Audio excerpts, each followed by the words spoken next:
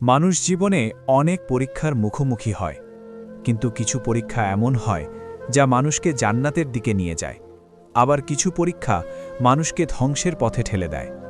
আজ আমরা শুনব এমনই এক ইমাম সাহেবের কাহিনী, যার ঈমান এক রাতে কঠিন পরীক্ষার মুখে পড়েছিল।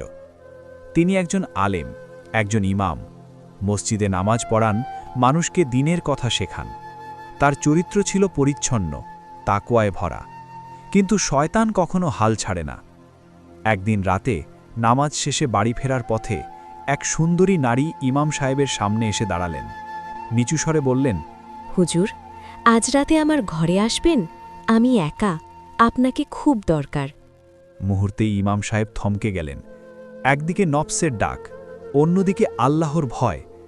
মনে পড়ে গেল কোরআনের সেই আয়াত, নিশ্চয়ই নামাজ অশ্লীলতা ও মন্দ কাজ থেকে বিরত রাখে। নারী আবার বললেন, কেউ জানবে না হুজুর, শুধু এক রাত। ইমাম সাহেব চোখ বন্ধ করলেন, মনে মনে বললেন, হে আল্লাহ, যদি আমি আজ হেরে যাই তাহলে আমি মানুষকে কি মুখ দেখাব? ইমাম সাহেব শান্ত কণ্ঠে বললেন, বোন, আমি মানুষ, আমারও নফস আছে, কিন্তু আমি আল্লাহকে ভয় করি।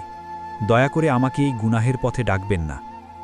সেই নারীর বাড়ি থেকে ফিরে ইমাম সাহেব সারা রাত ঘুমাতে পারলেন না। বারবার মনে হচ্ছিল, আমি কি ঠিক সিদ্ধান্ত নিয়েছি? তিনি অজু করলেন, নামাজে দাঁড়ালেন, চোখ বেয়ে অশ্রু ঝরতে লাগল। ফজরের নামাজ শেষে ইমাম সাহেব দেখলেন, সেই নারী মসজিদের দরজায় দাঁড়িয়ে, চোখে অনুশোচনা, মুখে লজ্জা। হুজুর, গতরাতে আমি আপনাকে পরীক্ষা করেছিলাম। অনেক আলেমকে আমি এভাবে ডেকেছি, কিন্তু সবাই ব্যর্থ হয়েছে। নারী বললেন, আপনি আমাকে ভুল পথে যেতে দেননি, আপনার কথাই আমার চোখ খুলে দিয়েছে। ইমাম সাহেব নীরবে শুনলেন, তারপর শান্ত কণ্ঠে বললেন, হেদায়াত আল্লাহর পক্ষ থেকে আসে, আমি শুধু একজন মাধ্যম। সেই নারী কাঁদতে কাঁদতে বললেন, আজ থেকে আমি নতুন জীবন শুরু করতে চাই। এই ঘটনা ধীরে ধীরে এলাকায় ছড়িয়ে পড়ল। মানুষ বুঝতে পারল, প্রকৃত আলেম সেই যে একা থাকলেও আল্লাহকে ভয় করে। ইমাম সাহেবের সম্মান আরও বেড়ে গেল। ভাই ও বোনেরা, গোপনে যে আল্লাহকে ভয় করে, প্রকাশ্যে আল্লাহ তাকে সম্মান দেন। পরীক্ষাই প্রমাণ করে কে সত্যিকারের মুমিন। এই গল্প যদি আপনার হৃদয়ে স্পর্শ করে, লাইক দিন, শেয়ার করুন। এমন আরও শিক্ষামূলক গল্প পেতে চ্যানেলটি সাবস্ক্রাইব করতে ভুলবেন না।